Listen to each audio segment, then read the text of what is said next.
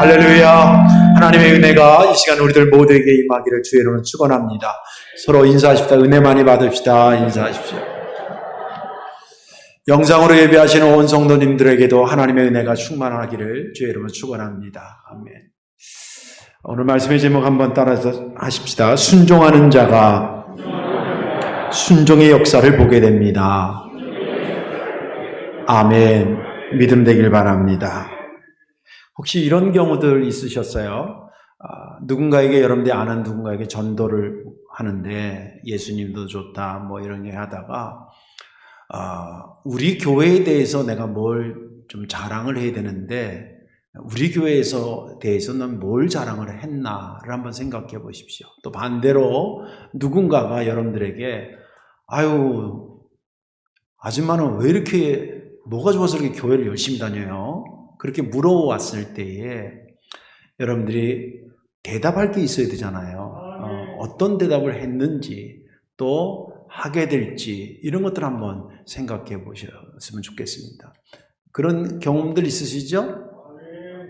별로 없구나. 전도를 하셨어요. 앞으로 여러분들 그런 교회에 대해서 이렇게 자랑할 때에 추가해서 자랑할 걸 하나를 여러분들에게 소개하려고 그럽니다. 누가 당신 교회는 뭐가 이렇게 좋소? 또 혹은 내가 우리 교회는 이런 게 좋다라고 할 때 우리 교회는 하나님 앞에 잘 순종하는 교회입니다. 꼭 그렇게 자랑하시기 바랍니다. 이거는 없던 거를 만들어낸 게 아니라 사실을 알려주는 것입니다. 제가 2013년 10월에 부임을 해서 2014년도에 담임 목사가 됐습니다. 그 전에 전혀 이 교회 인포메이션이 없었기 때문에 와서 이렇게 보니까 우리 교회가 하나님 앞에 순종을 잘하는 그런 영적인 흐름이 있더라고요. 장로님을 비롯해서 여러 교우들의 성향이 그렇고요. 순종을 잘하는 그런 성향이고 또 교회 역사가 이렇게 한 거 2007년도에 제4성전 이것을 짓고 이게 보통 일입니까? 하자 그랬을 때 순종하면서 일을 한 거라든지 또 지역의 땅끝까지 복음 증거하는 주의 말씀을 순종하기 위해서 지역에 추우나 더우나 나가서 복음 증거하고 또 월드비전이라든지 사랑의 장기운동본부 가서 봉사하고 또 해외에는 바울 선교를 통해서 2년에 한 번씩 교회를 톡톡톡 몇 천만 원씩 들여서 짓는 그 사역들 한 거 우리의 역사니까 별거 아닌 게 아니라 어마어마한 것을 합니다. 여러분들은 우리 교회만 보고 다니는지 모르지만 저 같은 경우만 해도 제가 아는 교회가 수십 수백 교회가 되잖아요. 그래서 우리 교회 이 정도면 이거는 상당한 자랑거리다 그렇게 얘기를 하면 자랑거리로 받아들이면 거의 맞습니다. 그래서 그런 하나님의 뜻에 순종을 잘하는 교회에 내가 담임이 됐는데 이 순종하는 잘하는 것을 내가 어떻게 이 역사성을 이어가야 됩니까? 깊이 하나님하고 기도하다가 제 마음에 감동 주신 것은 뭐냐면 1년에 2교회씩 개척교회들을 도와가는 것이었습니다. 근데 제가 그 생각이 문득 하나님으로부터 받으면서 동시에 저한테서 이렇게 탁 밀어내는 것이 있었는데 그 밀어내는 게 뭐였냐면 저희 교회가 아까 말한 것처럼 2008년도에 교회를 짓고 들어와서 어느 교회나 교회를 짓게 되면 부채가 조금씩 있잖아요. 근데 저희 교회도 좀 만만치 않게 있었습니다. 제가 와서 장부를 다 인수받았을 때에 거짓말 아니라 한 달에 내는 이자만 몇만 원 빠지는 1,000만 원이었습니다. 1년에 1억 2천 정도 이자만 그게 되는 돈이에요. 그래서 제가 와서 바로 부목사를 안 뽑은 이유도 그거 가지고 조금이라도 좀 아껴보려고 한 푼이라도 좀 아끼려고 하는 추세인데 1년에 2교회씩 10만 원씩 도와주는 교회를 늘려나간다? 쉽지 않습니다. 한 해 어떻게 두 교회 늘려나가? 그건 뭐 그럴 수 있어요. 여러분 1년에 2교회 늘려나가는 게 쉬운 것 같죠? 다음에는 4교회예요. 그 다음에는 6교회예요. 그 다음에 8교회예요. 그 다음에 10교회예요. 그 다음에 집에 가서 계속 계산해 보세요. 기존적으로 하던 교회를 계속 하면서 계속 늘려나가는 거예요. 고민하다가 하나님이 방향을 접질 않으시는 것 같아요. 그럼 뭐 해야 돼요? 순종해야 돼요.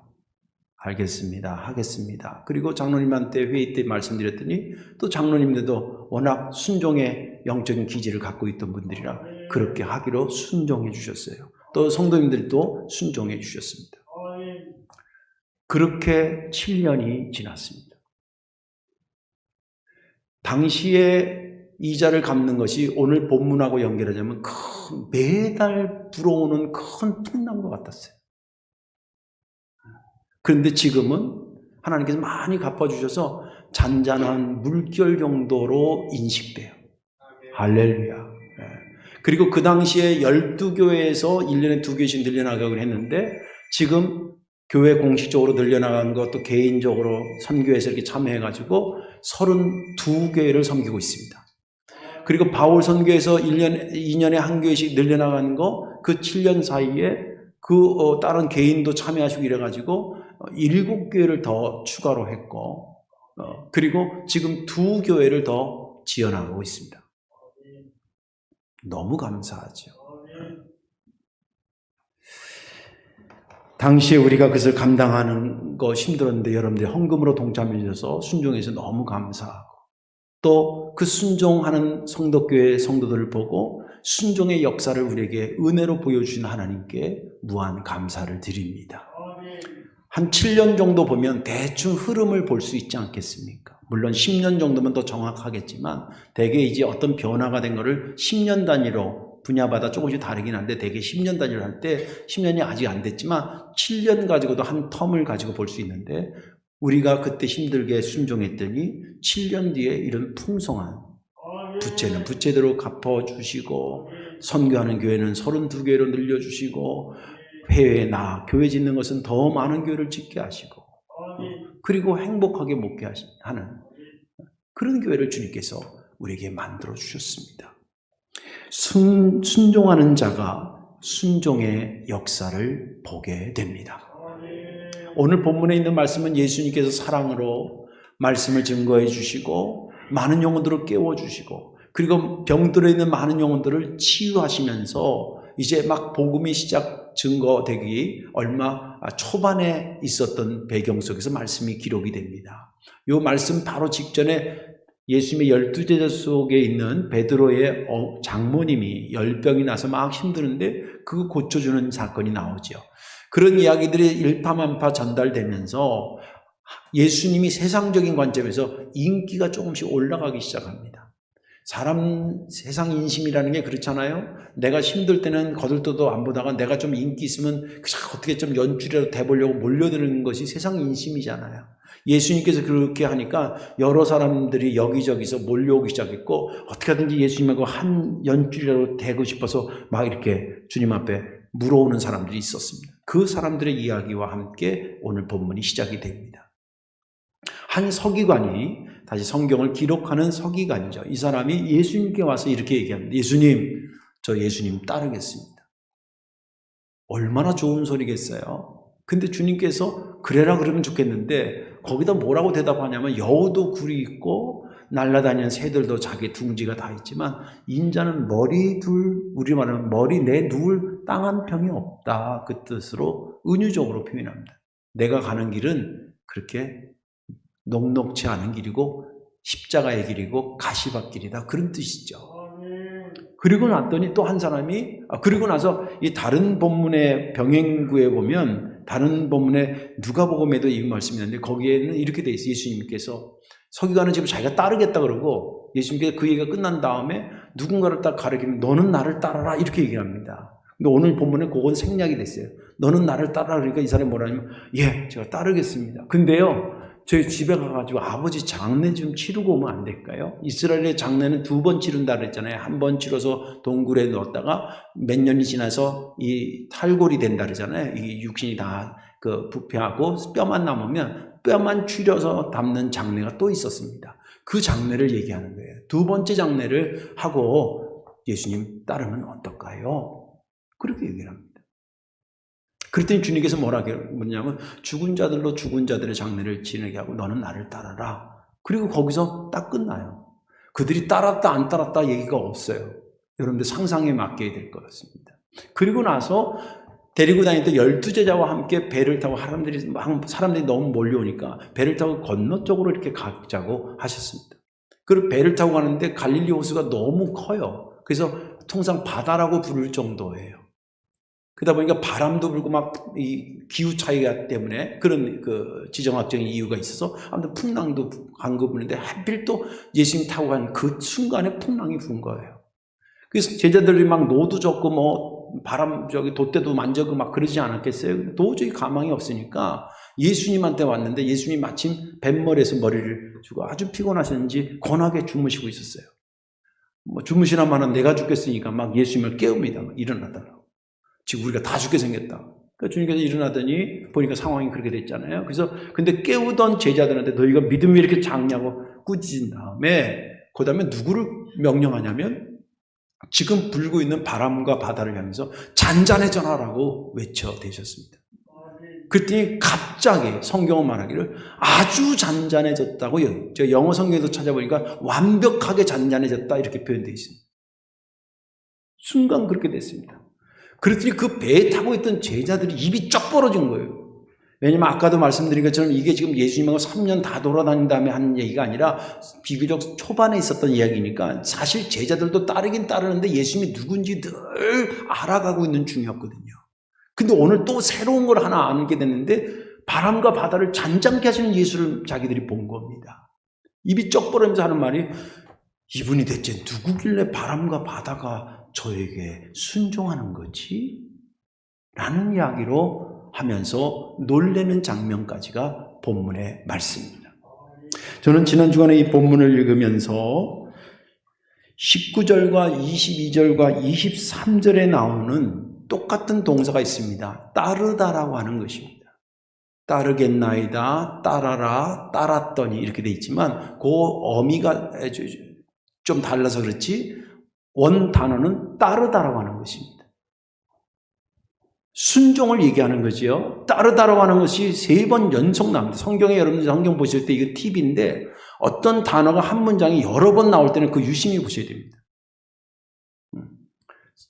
따르겠습니다. 따라라. 따랐더니 이것이 연거푸 나오고 그리고 마지막 절 27절에 순종이라는 단어가 나옵니다.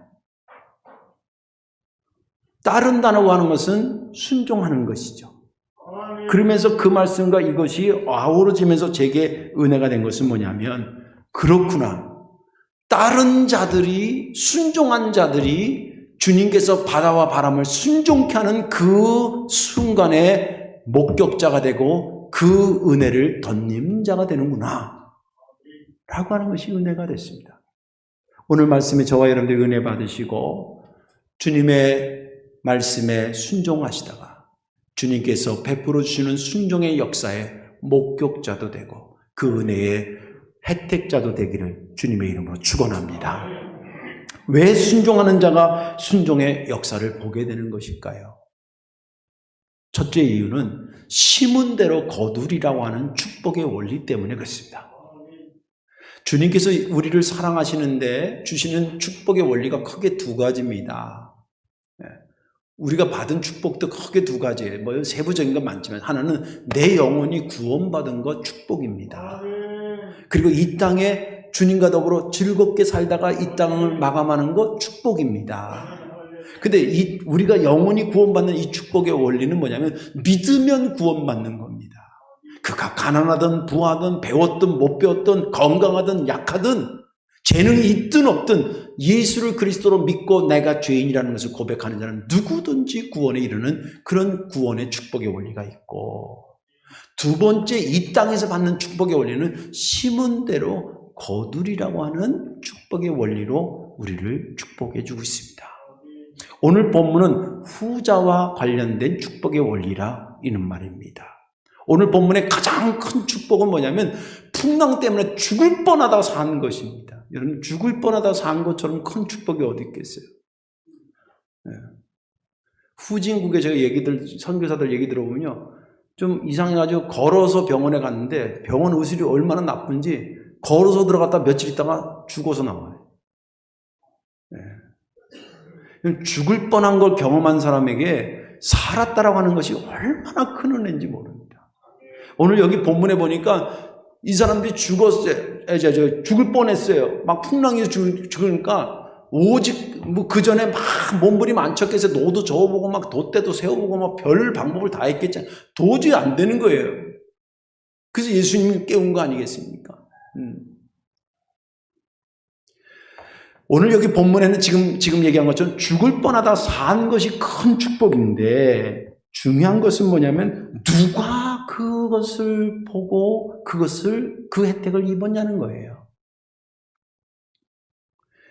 예수님을 따랐던 사람들, 즉 순종했던 사람이 풍랑을 잔잔케 하시는 주님의 순종의 역사를 보고 그 혜택으로 살게 된 것이라는 거예요. 23절에 이렇게 말하고 있죠. 배에 오르심에 제자들이 따랐더니 라고 기록하고 있습니다.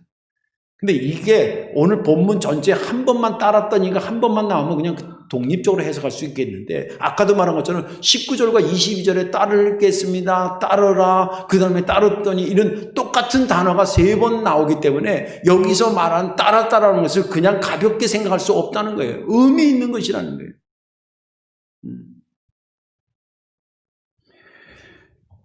19절에 나오는 따랐다라고 하는 것도 한번 보십시다. 서기관이 그랬다 그랬잖아요. 예수님이 막 인기가 올라가니까 나 주님 따르겠습니다. 그랬단 말이에요. 그때 주님께서 난데없이 대답하기를 야 여우도 굴이 꼬이는데 나는 머리 둘 곳 하나가 없어. 이거는 뭐 내가 가는 길이 그렇게 편한 길이 아니야. 십자가의 길이야. 그 얘기 아니겠어요? 그 얘기를 이제 서기관이 듣고 바라기는 오늘 그 문장 뒤에 이런 말이 있었으면 좋았을 거예요. 주님, 그래도 저는 따르겠습니다. 말이 있었으면 얼마나 좋았겠어요. 근데 그 말이 없어요. 우리가 추측을 하는 건데 2가지 중에 하나입니다. 그 말을 안 해서 안 썼는지, 했는데도 뺐는지는 몰라요. 또 여기 장례 치르겠다라고 하는 그 사람이 이렇게 얘기했을 때 죽은 자들로 죽은 자는 장례하고 너는 나를 따라 그랬으면 알겠습니다. 목사님, 예수님 섭섭하더라도 제가 그렇게 하겠습니다. 요 문장이 뒤에 딱 따라왔으면 우리가 해석하기가 좋고 그런데 그 문장이 없어요. 이것도 역시 마찬가지. 그 말을 안 해서 안 썼는지 썼는데 안 썼는지 몰라요. 그러나 분명한 것이 하나 있습니다. 그 사람들이 만약에 그래도 따르겠습니다 했으면 그 따른 사람은 주님께서 바다와 풍랑을 잔잔케 하시는 순종의 역사를 보고 그 은혜를 입었을 것이고 제 자가적 해석은 안타깝게도 이 2 사람은 따르겠다고 주님 그 얘기하니까 안 따른 것 같아요. 만약에 제 해석이 맞다 그러면 그 사람들은 따르겠다는 말은 했는데 결국 순종의 역사를 이루시는 주님은 못 봤다는 거예요. 그리고 그 은혜를 덧입지 못했다는 거예요. 이건 분명한 사실입니다. 오늘 여기 23절에 그 배에 따른 제자들만 그걸 본 겁니다. 물론 다른 배에 타가지고 아까 뭐 그 사람들이 따랐으면 봤겠지만 만약에 안 따랐다고 한다면 근데 추측상 그렇게 된 확률이 높다고 그랬잖아요. 예수님 배에 함께 따라가는 거 그 말은 앞에 얘기랑 연결하면 가시밭길인데도 따라간다는 얘기고 급한 일이 가정에 있더라도 그 뒤로 하고 주님을 따른다는 거 아니겠습니까? 12제자는. 그죠?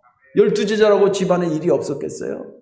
여러분들 베드로도 부를 때 배와 그물을 버려두고 예수님을 따랐다는 것은 자기의 급한 일이 있지만 뒤로 하고 따랐다는 얘기 아니겠습니까?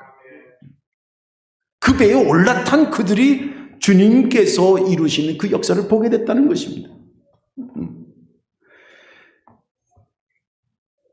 순종은 심은 대로 순종의 역사를 보게 한다는 것이 또 심은 대로 거둔다는 그 원리에 따라서도 그렇지만 심정적으로도 그래요. 이렇게 한번 생각해 보십시다. 제가 추구하는 신학적인 모토 중에 하나가 심정의 신학이에요. 심정의 신학. 심리학적으로 보는 건 아닌데 예수님도 하실 때 명령하실 때 본 마음이 어떤 마음이었을까 이런 거로 이제 성경을 해석해가는 그런 방법 중에 하나인데 여러분들 순종을 심기가 쉽습니까? 순종을 심어서 아멘 아멘 하지만 순종을 심기가 그렇게 쉽냐고.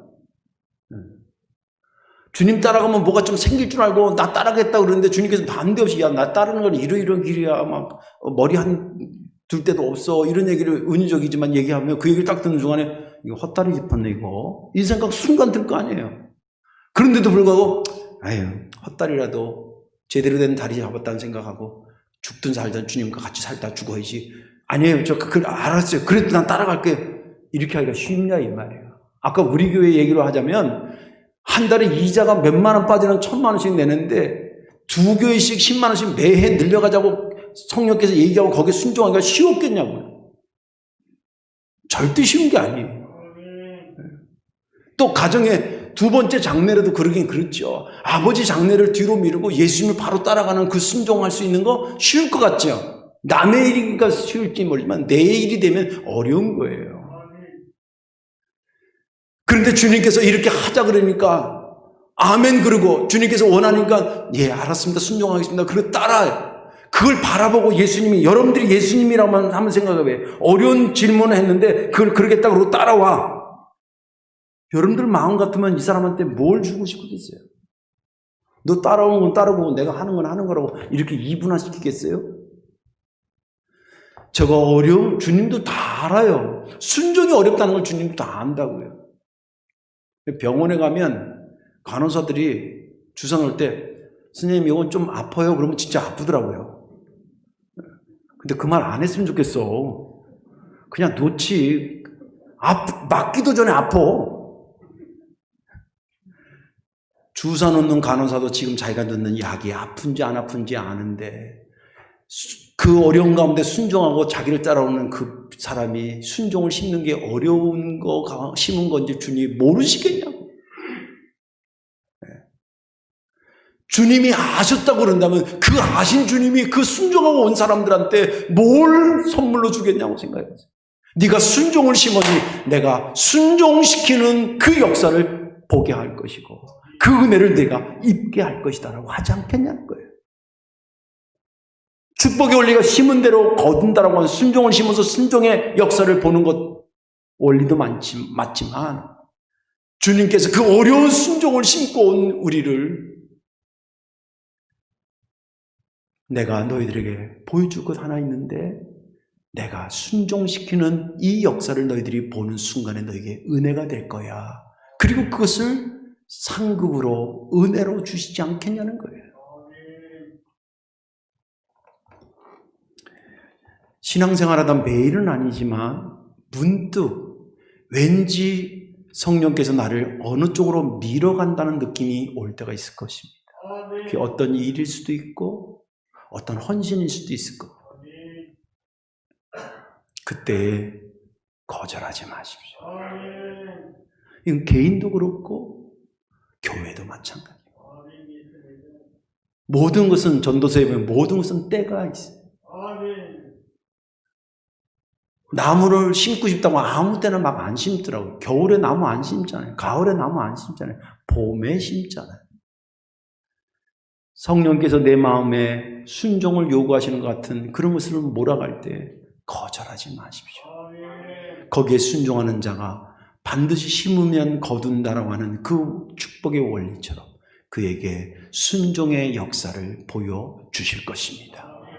마지막 두 번째는 뭐냐면 왜 순종하는 자가 순종의 역사를 보게 되냐면 순종의 역사를 만드시는 예수님을 따라갔기 때문입니다.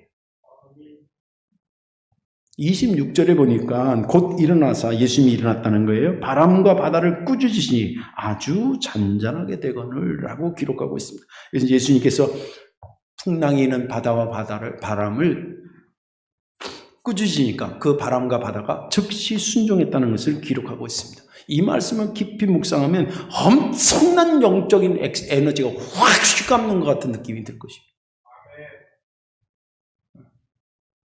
몇 가지 사실을 통해서 알 수 있는데 첫째는 아무나 바람과 바다를 명령할 수 있겠습니까? 가만히 생각해 보십시오.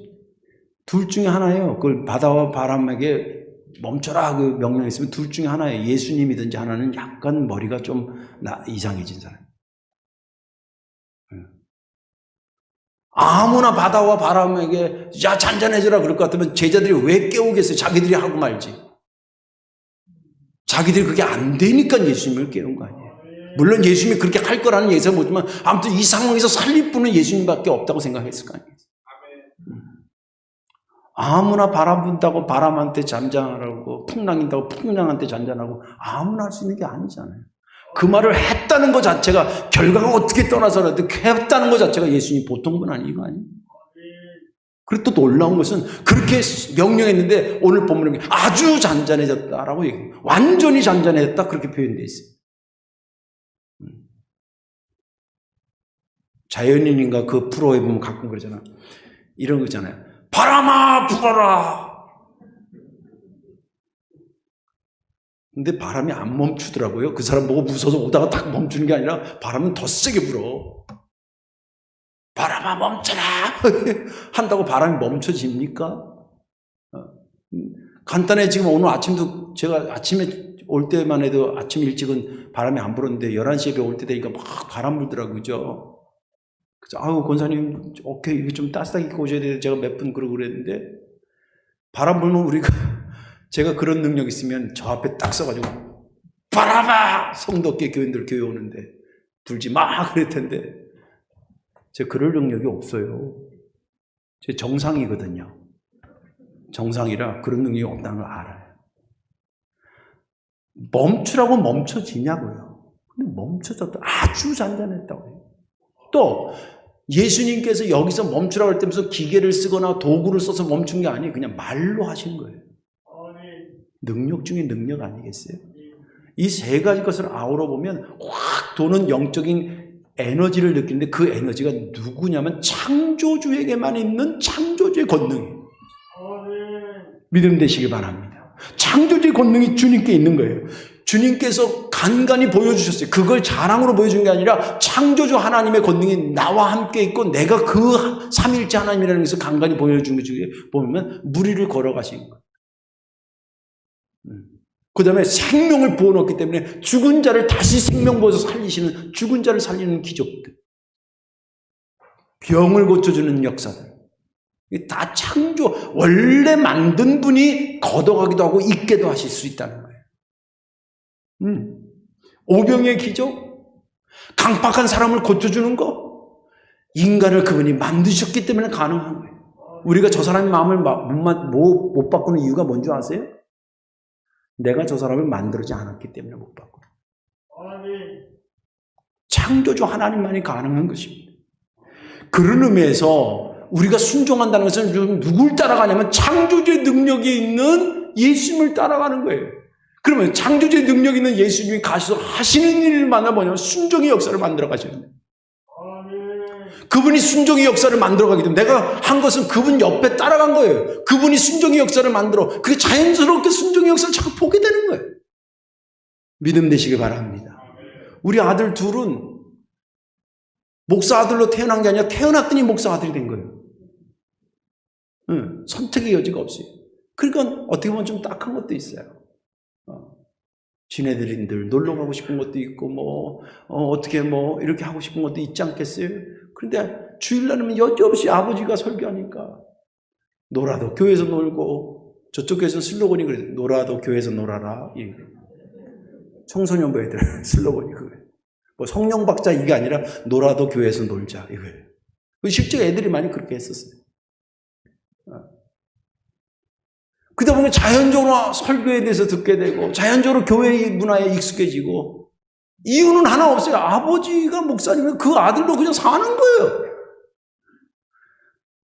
우리도 마찬가지인데 우리가 엄청난 것을 보려고 그런 게 아니라 예수님을 따른 것밖에 없는데 알고 보니까 그분이 창조주 하나님이시고 창조주의 권능을 갖고 계시니까 그분이 하는 일마다 순종의 역사를 만들어가고 생명의 역사를 만들어 가시는 거예요. 그리고 그 옆에 있으니까 자연적으로 보게 되는 거지. 지금 제자들도 오늘 처음 본 거 아니에요. 이분 누구지?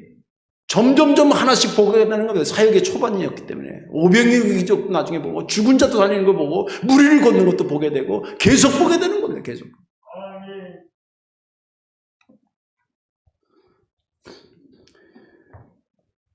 우리가 할 것이 무엇이겠습니까?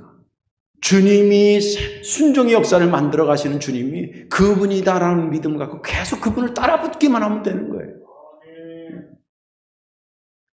그분이 때로는 말씀으로 우리에게 순종을 요구하면 말씀에 순종하고, 그분이 시간을 내게 순종으로 요구하시면 시간으로 순종하고, 그분이 온몸으로 헌신으로 내게 순종을 요구하시면 온몸으로 순종으로 하면, 그분 따라가면 그분이 거기서 순종 역사를 만드는 것을 보게 된다는 거예요. 이것은 축복이라 아니할 수 없는 것입니다. 예수님께서 복음을 증거하고 말씀이 좀 어려워지니까 시답지 않게 따라왔던 사람들이 한 명, 두십 명씩 예수님을 떠나가기 시작했습니다. 요한복음 6장에 있는 말씀입니다. 떠나가는 것을 안타까워하면서 주님께서 12제자한테 이렇게 의미심장하게 질문합니다. 예수께서 12제자에게 이르시되 너희도 가려느냐? 그랬더니 베드로가 대답하기를 주여 영생의 말씀이 주께 있사오니 우리가 누구에게로 가오리까? 베드로가 본 게 있는 거예요.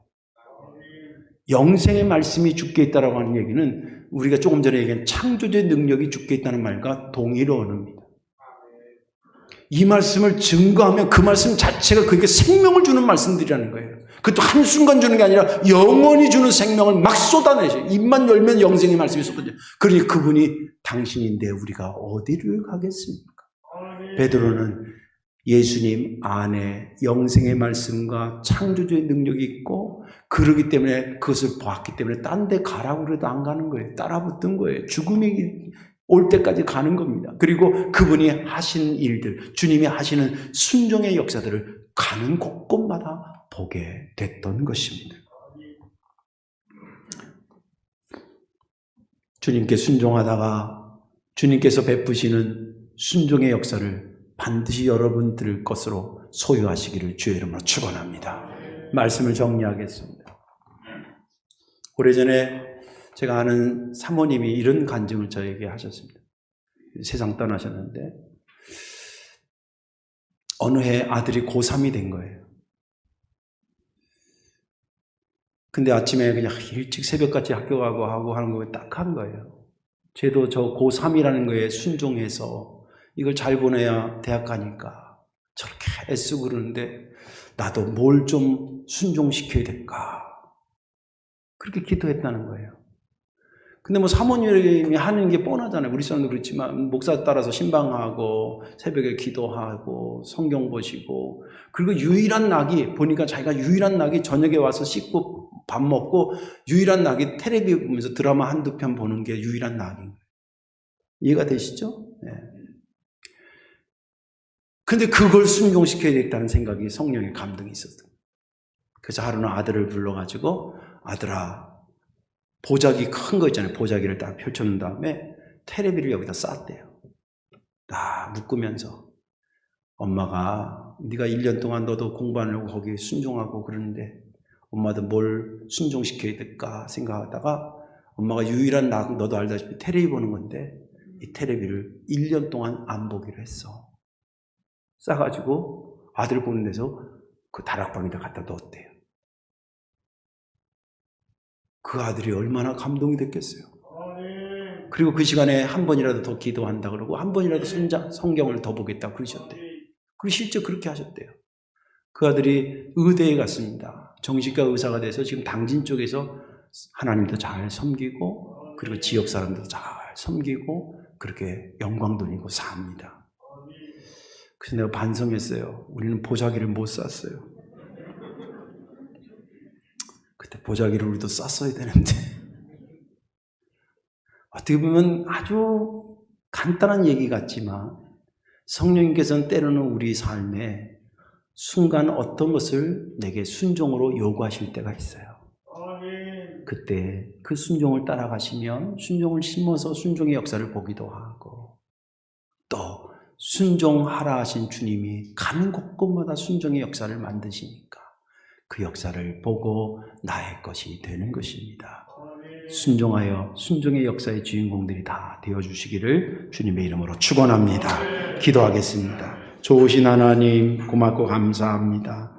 순종이 어렵고 힘들지만 오늘 말씀에 힘입어서 앞으로 그렇게 살겠습니다. 우리의 연약함을 지키시고 그곳으로 인도해 주옵소서.